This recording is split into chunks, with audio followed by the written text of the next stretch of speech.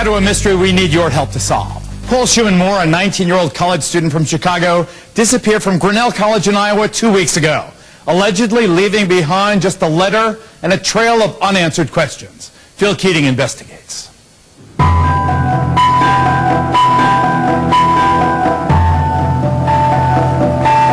College sophomore Paul Shuman-Moore was last seen at 1:23 in the morning on Monday, September 25th, when he returned to his dormitory at Grinnell College in Grinnell, Iowa. But at some point during the night, Shuman-Moore left his dorm. No one saw him leave, and no one has seen him since. We know that he was on college campus playing music. Grinnell Police Sergeant Randy Hansen is a lead investigator and traced Paul's last known movements. We know that he attended other friends' homes, and we know that he returned or walked towards the area of his dormitory about 1:20 in the morning. It was about 11:30 Monday night that they called us. Steve Moore is Paul's father. As you're driving down here from Chicago, 300 miles, that had to be a horrible drive. The worst 5 hours of my life.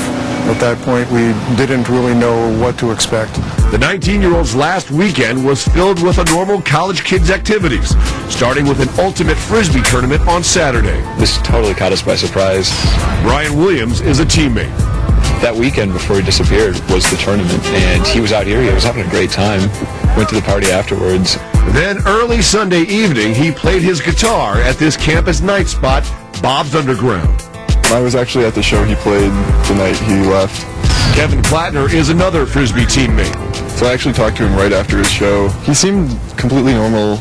After leaving Bob's Underground and before returning to his dorm, Paul went with friends to another party. Reportedly, friends who saw him that evening said he was in good spirits. So after the gig and after the party, Paul walks home. We know this because witnesses not only saw him enter Lazier Hall, but his key card, as he walked into the door, recorded his entry at 1:23 a.m. But from that point on, no one has any idea when Paul left and disappeared. He did not take his bicycle, which is still right here, and he also left his wallet and his ATM card upstairs in his dorm room. But he also left behind a clue, a note that his roommate found on his desk and immediately suspected was a suicide note. He left a note that one could read as, planning to hurt himself, but one could also read it as just he's checking out for a while. Though police haven't released the contents of the note, Steve Moore interprets it as his son simply dropping out rather than anything more ominous. Meantime, volunteers continue combing the area in and around the Iowa campus, while searchers also blanket Chicago with posters and descriptions of the missing 19-year-old.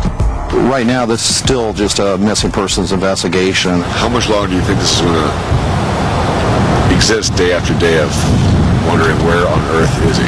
I firmly believe it will exist as long as Paul wants it to exist. Despite the note, the unsuccessful searches, and the 2 weeks since Paul's disappearance, his family firmly hopes, possibly against all hope, that Paul is well and just simply needs time alone. He's somewhere out there, and he needs to understand that we love him. He has family and friends out there that just want to hear that he's okay. Isn't it possible this kid just ran away? Well, at this point, that's what investigators believe most likely did happen. The problem at the beginning was the suicide note, or maybe a suicide note.